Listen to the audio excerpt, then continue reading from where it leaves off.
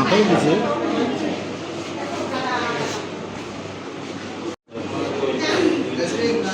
যে ছেলে মারা গিয়েছে তার নাম হলো সাকিবুল ইসলাম।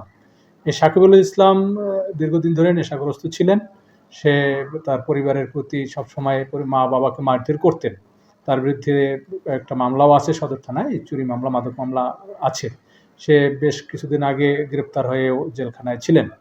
তা সে তার বাবাকে মারতে গেলে তার বাবা মা ওই তার হাত থেকে দাও ছিনিয়ে নিতে যায়। ইন দ্য মিন টাইম ওই দায়ের আঘাতেই তার গলায় আঘাত লাগে এবং সে গুরুতর আহত অবস্থায় দৌড়িয়ে রাস্তায় পড়ে এবং তখন আমাদের পুলিশ তাকে রেস্কিউ করে হাসপাতাল নিয়ে যায়।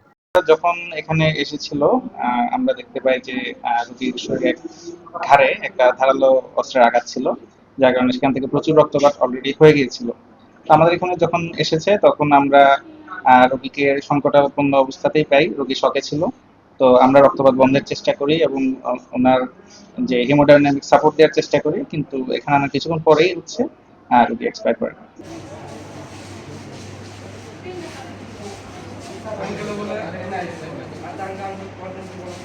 সালামার ফালায় নাই ওইরা কোনে উপরে যায় না ওই বাড়িতে